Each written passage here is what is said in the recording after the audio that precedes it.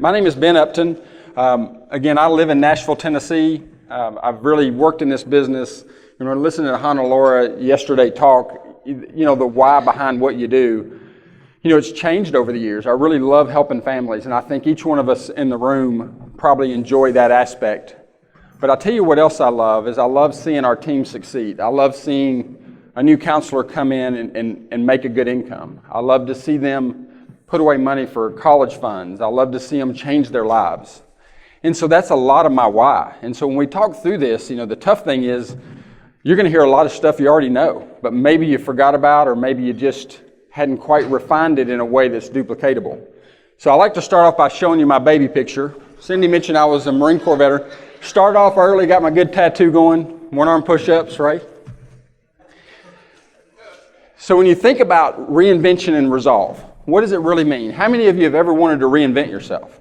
How many of you did, right? Sometimes you say, you know what? I'm going to go to college and reinvent myself, right? I went in the Marine Corps and came out reinvented accidentally, right? So, and then resolve, you know, what does it really mean? I'm not a Webster guy, and anybody that talks to me for 5 minutes will know that I can butcher the English language pretty well. But when you think about resolve, a commitment to get something done, right? A laser focus on making that happen. There was a young preacher, and some of you may have heard this before, but this preacher was going into a new church, and he spends all night preparing this sermon. And he thought, man, this is going to be the best sermon I've ever given. I'm going to go in and knock their socks off. And he walks down the center of the aisle of the church, his chin up in the air, his shoulders back, and he's strutting down there. I'm about to knock their socks off. He goes up there and gives this sermon he'd spent hours preparing, and he gets done, and you could have heard a pin drop. No reaction. Everybody's like, not paying him any attention.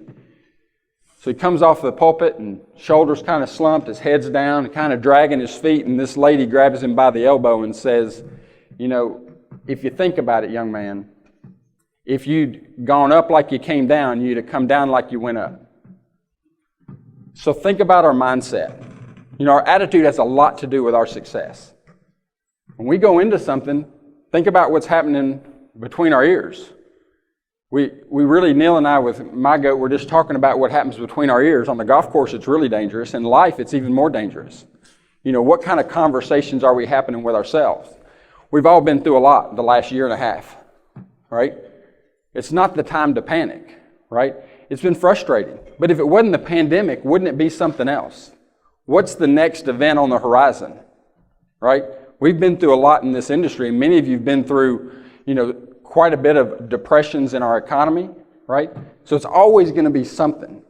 So just because we're talking about pre-planning in a pandemic, we're going to talk about fundamentals that really should help us long-term as we go forward. The pressure that we feel, right, is supposed to be good for us. What does pressure do, right? It makes us stronger. What does pressure do to coal, right? We make diamonds. And so when you think about the pressure, what does that bring out of us? Normally it brings out the very best of each one of us. And that's my goal, right? That's my goal for me personally, is figure out how I can be better tomorrow than I am today. And that takes, you know, anybody like Rocky, right? One of my favorite movies. You got the eye of the tiger, right? You got to focus. You got to make sure that, you know what those building blocks are to your success. And you say, well, Ben, how do we start creating those building blocks? And the first thing I'll say that we have to think about is before we say or do anything, let's go back to that conversation that happens between our ears. Anybody know Brian Neal? Blind Zebra Selling Podcast. A friend of mine does an amazing job. I'd encourage you to check it out. So this is all credit to him. He does an amazing job of talking through this. But when I sit down with a new salesperson, for example, a new person that's coming into this business or came from somewhere else and transferred in, this is one of the first things I start talking about. Has anybody ever had a sales counselor argue over whose lead it was? Right? You know, and they're arguing a lot of times before a sale's ever been made, and I'm like, well, what'd you sell? And they go, well, I hadn't sold anything yet. And I'm like, well, I don't know why we're talking, right? It's not quite right, but that abundance mindset is the number one thing. There's opportunity all around us, right? To be able to know, going to your community, there's plenty of people to see. There's no reason to be fighting over one person, right? I'm going to back up. So the next thing up there is detachment. So what does detachment mean? It means that I'm not so attached to one lead. That family that said, Ben, we're going to bring you a check on Friday. What if they don't?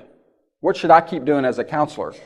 I should keep making calls, keep working forward, right? I'm not so attached to one. I have to keep that level of detachment in my mind. Doesn't mean I don't follow up and follow through with that family. It just means that I'm not going to get stuck on that one family. And then what's my intent? Think about the intent that each one of us have. When I go in with a family, my personal intent is to help them put a very intentional plan in place for their final arrangements. It's that simple. I'm going to present every option with every family every time, right? Somebody says, well, Ben, what about top-down selling? Every option every time with every family. Right? So I don't know that I buy into the top-down kind of mindset, because I don't want somebody to feel like I'm just stopping at the most expensive and just forcing them to make an awkward no, but I want to show them all their options, top to bottom, right? So if I know that my intent is pure, objectivity, seeing things as what they are, right? Being objective about the situation. If someone sits down in front of me and they tell me right up front, Ben, I've got $5,000 to take care of my arrangements in the cemetery, what should I do? Should I keep trying to sell them a $20,000, $30,000 estate? Right? We got to pay attention, be objective, understand what it is. Balance. I've been accused of not getting too excited when we make a big sale. And I've had in my personal career and in my professional career, I've had a lot of sales that were very large dollar amounts and some that were very low. And I can tell you, I felt the same about all of them, because I was excited that we helped the family put that intentional plan in place. So I didn't get real excited about it to the point where I lost focus on what I had to do after. How many of you have ever had somebody, or maybe I've done it myself, so I'll tell on myself for a second, made a big sale and then stopped prospecting, and then wonder why my next check was not very good? I had one of those checks in community service when I was knocking doors where I thought I knew more than my boss, and I started trying to tell families exactly what I did. Next thing I know, I owed the company money for my paycheck for my benefits. Wife says, hey, that's not real good. We can't pay out money for you to work. So, but it's tough. So if you did the first 5 really well, what could happen? We could be a professional visitor. Anybody ever sit in the room with a professional visitor? Where you can just talk, and you never get to the point. You never get to where you actually help the family put an intentional plan in place, which means they've made all their selections, we've documented them, and they paid for them, right? So you have to be assertive. We have to be assertive enough to take them that next step. Mr. and Miss Jones, now that we've planned everything out, did you want to do that with a single payment, with a cash check or credit card, or would you like to look at the monthly payment options? A lot of different ways we can say that, and I would tell you that I say it probably different in every situation, but we have to be assertive enough to get there. And then, I'll lose the mic here, hang on. And then when you think about the technical difficulties, there we go. When you think about expert persona, does anybody ever just look at that and say, I need to know my job, right? So if I know my job, I know what I'm supposed to do, right? I know the funeral business, I know my cemetery, I know my crematory, right? I know all these operations. What else do I need to know? To me, expert persona, that's only 50% of it. I don't know what y'all do late at night, but sometimes I find myself looking around on the internet and seeing what other people are doing. What are the trends in cremation?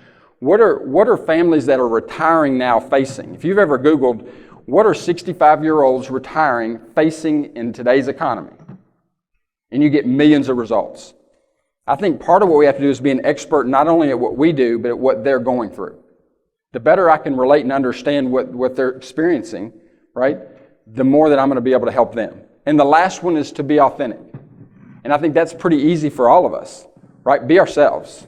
You don't need to say it like Ben says it. You need to say it like you say it, which is really important, right? Because you can't say it the way I say it. I learned from a lot of people in my career, and they would say things. I remember there was a lady I worked with that was a top producer year after year, and we went over to the grocery store to pick up some breakfast for a meeting, and she sees this lady, and she walks up to her and grabs this lady by her elbow and says, now listen, you were supposed to come by and pre-plan your funeral. And that lady goes, oh, I'm so sorry. Do you have time this afternoon or tomorrow? And I said, if I did that, I'd get hit with a purse, right? It's just different, right? But we can still have an approach, right? And so when you think about what we do, my wife was out weed eating the yard, right? And she's weed eating around the front of the porch, and she's missed the fact that the cat's sitting down in the grass. And she's going right along with the weed eater, and she catches the cat's tail and takes the cat's tail clean off. And she's panicked. She throws the weed eater, she grabs the cat, she grabs the tail, she's running in the house. And I don't know what's happening. I hear the door open, and I hear her just panicking. And I said, so what happened? She said, I've taken the cat's tail clean off. And I said, well, what are you going to do? She said, I need my keys. I got to find my keys. I said, well, where are you going? She said, I'm going to Walmart. I said, Walmart? She says, yeah, it's the largest retail center in the world, right? Give it a second. No, nobody likes my joke. That's all right. Many of you know my wife and know that she doesn't weed eat. But there's a point to this, right? When people make funeral and cemetery decisions, it's not about retail, right? You go into Walmart and you get your basket full of what you want. When they come to the funeral home or to the cemetery, to our cremation center, what are they looking for? It's not taking something off the shelf, is it? This is very intimate, very personal. We heard Chuck talk a lot about what his mom went through, and him on the phone talking. Talked about, what Hannah Laura was saying about this why that we have, right? We have to get beyond retail. This isn't just, hey, let's put together this thing and they'll just pick from one of these. I firmly believe that we have to have a system in place that, again, shows every option to every family every time, right? And we know that through our marketing efforts, kind of when you look at kind of how this flows, this is not news to anybody. A friend of mine shared this with me, but we have families that we serve at need. They go to kind of into our aftercare. They go into some follow-up and pre-need, and they go into near need and back to the funeral home again. It kind of just runs a circle, right? So when you think about those kind of steps, I'm sure many of you have heard the story about getting the big rocks in the jar. If you hadn't, I'll do a real condensed version. Preacher stood in front of the congregation and put the jar, the sand, the small pebbles, and the large rocks out on a table. And he took the small pebbles and the sand and put them in there and tried to put the big rocks in, and it wouldn't fit. So he dumped it all back out. And he put the big rocks in, then he put the small pebbles in, and he put the sand filled in all around it, right? So that's not a new story. But when I say the big rocks in the jar, it's important to know what's the most important things that we can do when it comes to pre-planning to help our team succeed. What are those big rocks? And so I like to use framework a lot, because framework allows us to actually have a system that works for everybody, a duplicatable system. And that's one of the things that I believe is missed sometimes, is we want to give somebody a 3-page script and wonder why they struggle. If I can just put them on an order of events and teach them how to have a dialogue and an intelligent, heartfelt conversation, then it can take them to success. These buckets you see up there, our playbook in sales, in my opinion, and this is all my opinion really, right? And it's taken from many of you in this room that I'm just humbled to be talking to, because I've learned from a lot of you in this room. But these steps that you see, you have aftercare, you have an AtNeed Conference, you have pre-planning situations where someone needs cemetery and funeral, right? You have somebody that just has property with you and they need to take that next step, right? So all the other stuff, direct mail leads, call-ins, walk-ins, service requests, locations, all this other stuff is going to funnel back to one of those big buckets. So if you're thinking about the team that we have, there's only so many plays in their playbook that they have to learn. And so it's like just keeping at it and making sure that they are experts. It takes 16 times for the average person to really, internalize and remember something. So my goal is just to be real repetitive. Anybody that's ever worked with me will tell you that I'll train on the same thing multiple times.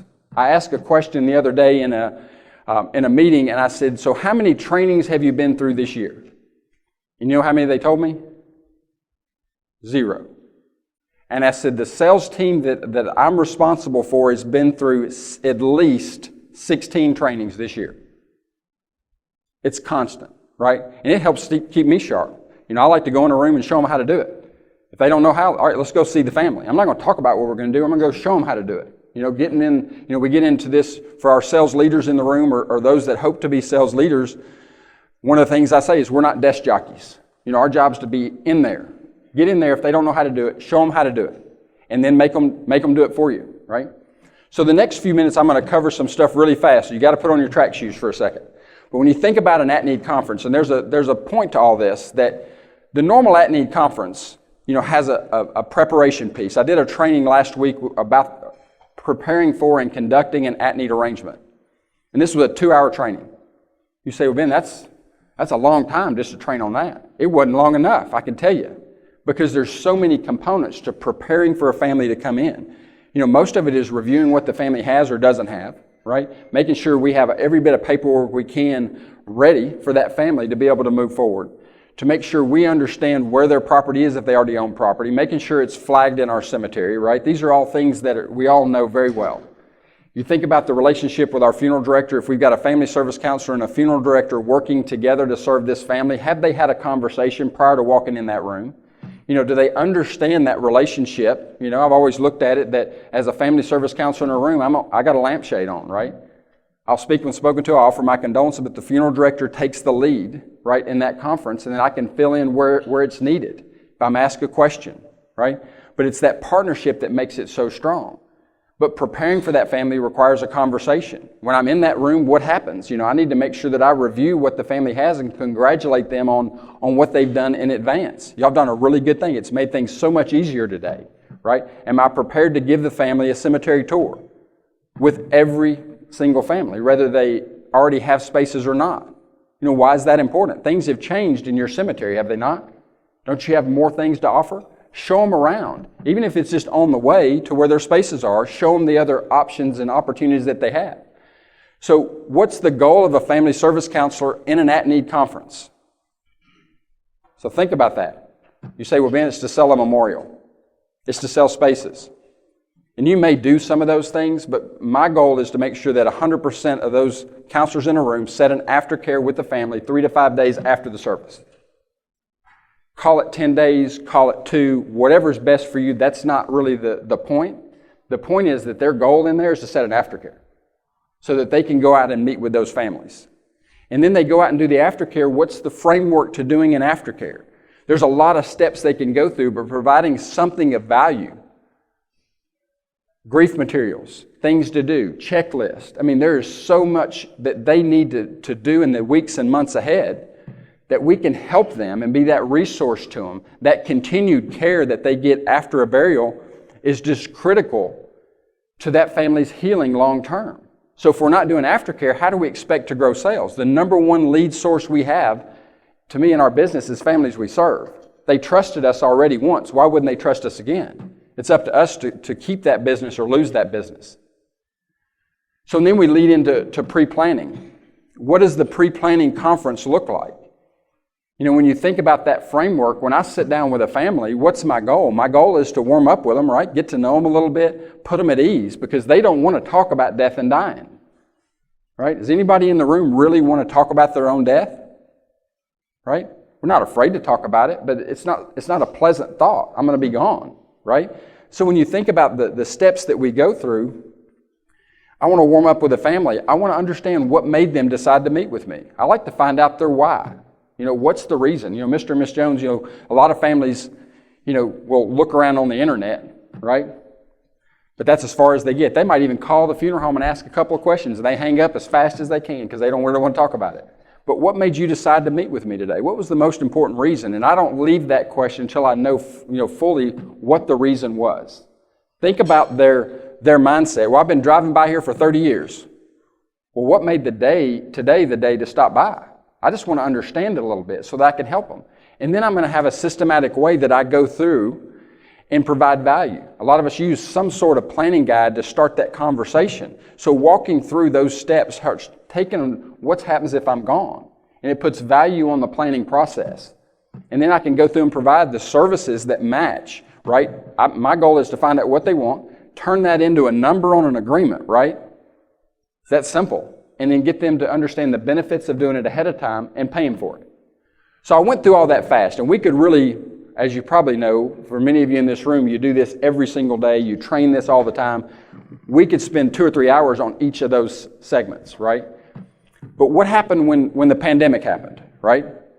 Everybody freaked out, right? You got to have your mask on, right? You got to get get everybody locked in. You got to stay 6 feet apart. All this stuff that's happening around us. We get shut down from visitations. We've got all kind of things that we've never experienced. And again, whether it's the pandemic or whatever's next, right? We're probably all just ready to move on, right? So we have to have resolve. And it's not the carpet cleaning kind of resolve, although I like that. But it's really solving the problem that's in front of us. What did we do to change, or what can we continue to do to change? So you think about, BASF. Anybody heard their slogan before? We don't make a lot of the products you buy, we just make a lot of products you buy better, right? So that's what we do in this industry. R&D, right? Rip off and duplicate. How many of you have taken something somebody did and made it better? Right? I'll see a lot of hands popping up, right? I know that I've got friends of mine, we throw stuff back and forth. I got something from a friend of mine, and I looked at it, I said, man, that's really sharp, that looks really good. She goes, well, I stole it from you.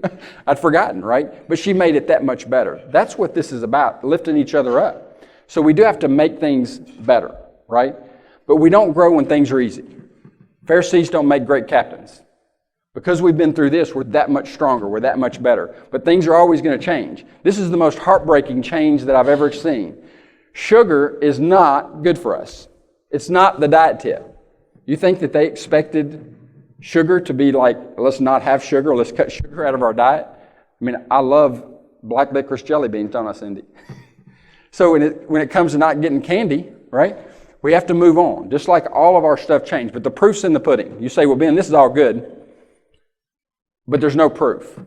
We grew, just in Nashville, we grew $1.7 million year over year, right? Many of you went up, right? We continue to grow today, right, across the areas that I'm involved in. And why is that? It's because we have great people, but they're well trained. They understand that success is not an accident, right? They understand that nothing's going to change, right, if we don't change something.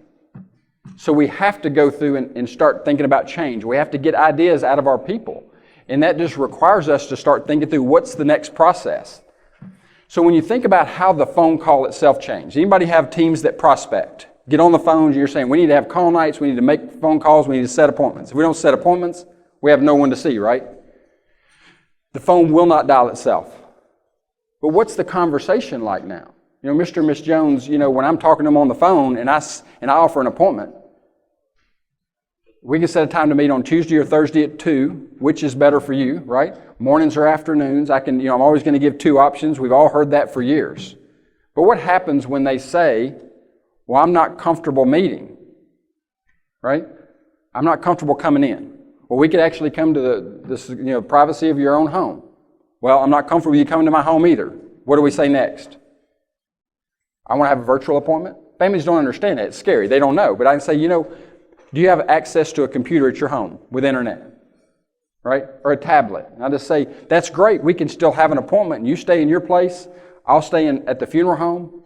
And guess what? It'll just be like watching TV. I put them at ease. I made it really simple for them. Don't overcomplicate the appointment. It's just another option of a way to meet. We continually tracked these. And in the first 3 months, half of our sales came through the computer. So how did we make those things happen? I will tell you that it takes work, right? It takes preparation. We spent 3 days, a long weekend, working pretty much nonstop to get everything set up for our team to be able to go paperless, to go virtual. And we were already on a paperless path, which really helped us. But if you're not paperless yet, it's not hard to get there, right? It's not hard because you've had stuff printed for years, right? You have forms printed? Call your printer, say, I want my form, right? I want a fillable PDF. And if you start going into like Zoom or any other, virtual kind of environment that you want to use, it's simple to share your screen with them and fill it out right there with them on the screen. Everything we have is already digital because they printed it for you.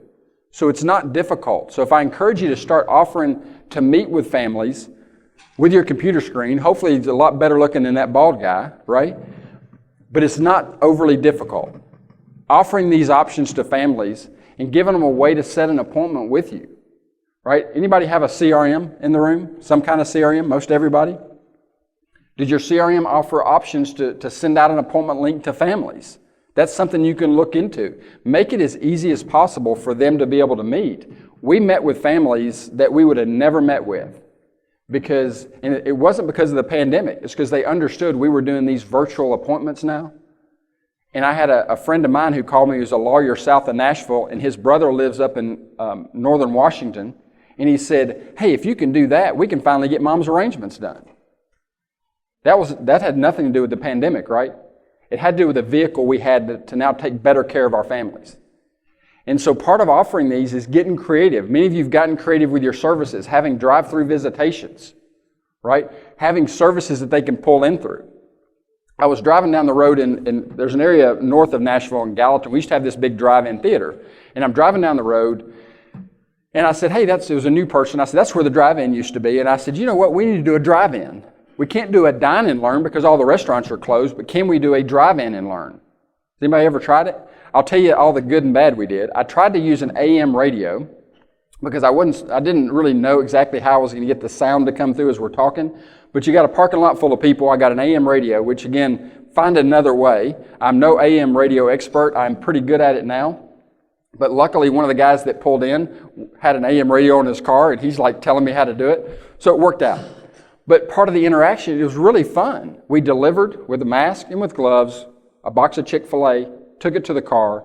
They sit in their car, and I said, you know, when you hear something you like, honk your horn, right? So they honked their horn, they interacted. It was a lot of fun. And it was treated just like any other dine and learn. We gave out information, and we helped families pre-plan, right? So there's lots of ways you can get to them. You can do just a regular Zoom kind of meeting. This is a two-way street, right? When you have a meeting with Zoom, what are you doing? You're having a back and forth conversation. So you got to make sure you know how to mute people that don't know how to mute themselves, right? So you got to keep control. But this is one way to have a really open dialogue with families about pre-planning. But it's a two-way discussion. It's not like a webinar, right? You can have roundtable discussions. We had a great roundtable discussion. This is just one example that we used during Halloween to talk with hospice workers. And we just got on there. We were on there for over 2 hours. That's a long time to be on a roundtable discussion, but they were driving it. They were asking all kind of questions. It was a lot of fun just to hear what their thought process was, because they're influencers, are they not? So you think about what we did on Earth Day was really kind of, we had a whole event planned, so we had to shift very quickly. But we really looked at how we could offer a cremation tour to families. And so we did that virtually, right? When you think about meeting with families and doing webinars, there's so many ways to reach them, and they're sitting at a computer. A lot of folks sitting at home doing a webinar, again, is a one-way conversation. So the secret, in my opinion, again, to a webinar is follow up right after. Not tomorrow, not 3 weeks from now. I've got somebody standing by. So when I get to the end, when we hang up from the webinar, one of our counselors are going to call you, right? Immediately, right? So it's important to plan that out. But it's a one-way. So you might have a chat function on, but they're not being able to communicate back what their questions are or thoughts are. And I kind of want it that way for a webinar. It's kind of like doing a big seminar with you guys. It's tough if you started getting all kind of interaction. You could just spend all your time doing that. So think about what's best for you, and you can do them all. The other things we did were interviews. The interviews were kind of fun. I interviewed a veteran service officer and provided that, and people could request one of our veterans benefit booklets after it was done. You know, so targeting different audiences and using people in your community. Has anybody had door-to-door sales? Right? Anybody have a team out there that was knocking doors before the pandemic? So we definitely had somebody out there knocking doors. And what do you think happened with the pandemic? Could they go out and knock doors? I mean, many places there was no way for this to happen. So we had to shift again. So we created a free space program for our cemetery that sent a mailer out to these households that we would have targeted kind of knocking doors. We overlaid it on Facebook, right? And we continue to see actually a higher level of success doing it that way than we were knocking doors, because families knew exactly what they were getting. We did all this through our CRM where they got follow-ups until an appointment was set. So what you see up there is an actual email that they received. We did this through Facebook, and we did it through Instagram. So having ways to contact these families that overlay that area. So they got something in their mailbox, and then what happens? Anybody ever wondered how that works? You go to your phone, and next thing you know, you're like, I got it in the mail, and I got it on my phone. Are they just spying on me, right? Big Brother's got their eye on you, right? But it's pretty cool, right? And it works. Thinking about events we did in our cemetery, we did a really nice Memorial Day message and released that out and make sure we got a hook at the end. Hey, would you like more information on pre-planning? Would you like one of our planners? Would you like one of our veterans guides? Whatever those tools are, you're always using a tool to get in front of somebody, right? Something that doesn't cost the family anything, that gives them a high benefit. Some kind of planning guide, a veterans guide, which takes nothing for you to put together, right? It just takes a little bit of time, but giving them resources that truly help them put a plan in place. We also unveiled a monument at our location in Springfield, Tennessee, to all of our Vietnam veterans. There were over 500 people at this event, and this was in November. You say, well, Ben, you can't have events. I think we did, right? You know, we had the county actually provided us like sanitation, like stations, hand sanitizer. They had masks there. I mean, they helped us make sure this took place. But what was it? It was focus. It was drive. It was making sure that we had resolve to get this done, right? We reinvented what we did, right? We didn't lose out on community events. We still did it. You like my horns up there? I like that one, right? It was a great time to be out in the community. But we have to change, right? We cannot continue to do the same things that we've done, right, and expect our results to change, right? Families changed a little bit, and there's not a sign to me. I think we're on a new path now, right? We're in a different place. So it wasn't about changing the way we did things. It was about doing common things, these common tasks, and doing them in a very uncommon way. When you think about how we serve families, right? So now we're vibing, right? This is me and my daughter at a hockey game. You can tell how pleased she is in this photo that I took it. And I can tell you how much more pleased she's going to be that I just put it on the screen for all of y'all to see, right? What happened to Memorex? Maybe it's live, maybe it's Memorex. Anybody know? Anybody buy anything from Memorex anymore? In 1996, they ceased to exist. Does anybody know why? Think about this. Did they change? I mean, they didn't. They're no longer in business. But you think about where we are now, and you think about where we're going.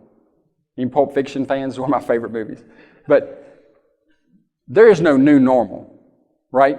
I mean, I think it's where we are is constant. It's constantly changing. And part of the goal is to figure out what is our strategy going forward. And strategy is just as important as anything else that we do. We think about, you saw that original image. I do love playing chess because I like the strategy that goes alongside playing chess, right? If we don't have a strategy, what are we, right? We're just a dog chasing cars. We don't know what we're doing. So the problem with strategy is it's not exciting, right? There's no fireworks, there's no parades, right?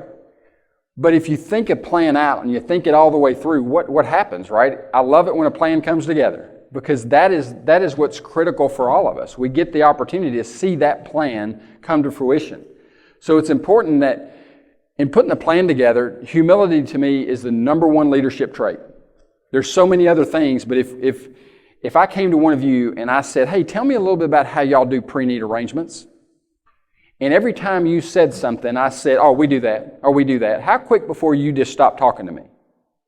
Pretty quick, right? We have 2 ears and 1 mouth. I mean, the goal is if I ask you a question, my goal would be to figure out what you do. I know what I know, but I don't know what you know. And we don't know what we don't know, right? I say that 3 times fast. But it's important to have that humility. We can't do it all on our own. We may think we can, but we have to have a team in place to help us get across these gaps. They have ideas. They can help us build the success that we need for the future, but we don't have to have every single idea known to man. Our team is sitting around there meeting with families. That humility we have is knowing that as leaders, we can come to someone and say, hey, how would you do this? How would you look at this situation? Right? And we get all these ideas from our team, and then what happens? It is our job to sort through all those ideas, right?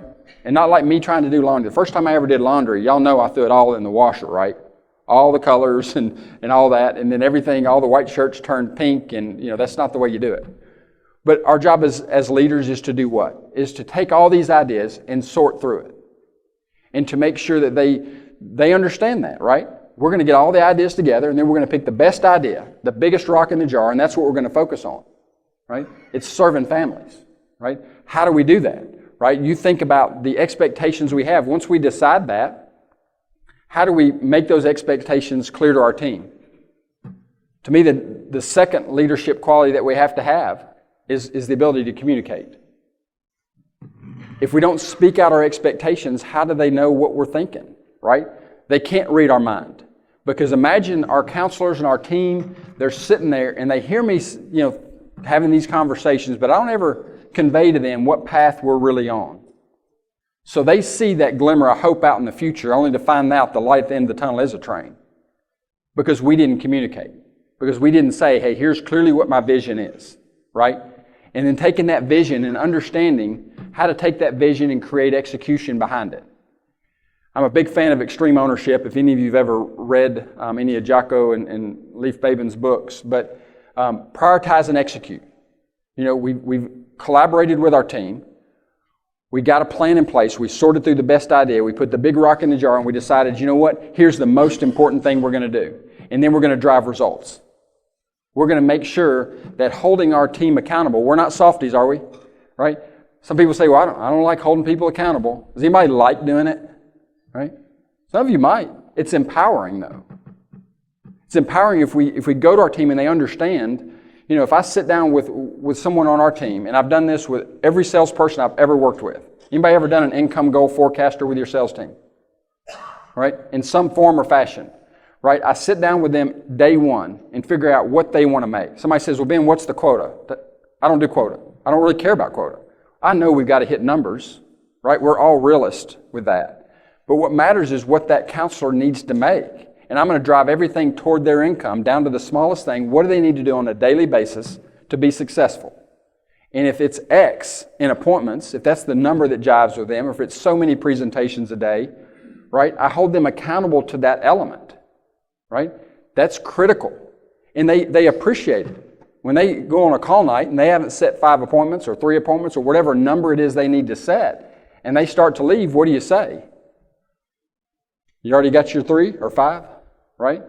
I mean, I'm going to hold them accountable to what they've committed to. And they'll appreciate that. And that relationship you have with them will be that much stronger in the end. So when you think about, you know, who's this for, right? I love this Coca-Cola ad. I shared this, Jody, with you just briefly the other day on the golf course, right? I mean, pre-planning is for everybody, right? And each one of us, man, I mean, we are superstar material in this room. Otherwise, you wouldn't be here. We're here to grow and learn. And I've learned so much already this week. But it comes down to how we decide to make things happen, right? It's working together with our team, right? And understanding as we build our team together that we can do it, right? But you have to share what you're thinking. We can't be accountable just on our own. We have to have that group accountability. And all the things we did during the pandemic that we changed, I mentioned to you, we changed what we did. We changed our AtNeed conferences. We changed our Aftercare, right? We changed our pre-need. We changed our webinars. We changed the way we did graveside services. Do you think it's going back? Is there a new normal, right? Maybe, maybe not. I think we've changed and we're never going back. We're in a new place, and I don't think it's normal. I think it's going to continue to change. And when you go back to your locations, you know, if you looked at what your system and your processes are, I would just encourage you to make it where it's duplicatable, right? I'll share my card, my number with anybody that wants what we do. It's not perfect. I'll look at it sometimes and change it, right? Because something doesn't fit anymore, but we change it based on interaction with our team. When we create something with our sales team, we go through it with them and say, does this make sense now? Is it still working? Is it still effective? Is there any wasted movement? Right? And just know that me spending time with you, again, I'm humbled to be here. Anybody knows I love bacon very, very much. I love you guys more than bacon. Is there any questions I can answer? I know we got just a couple of minutes here. So, anybody have any questions?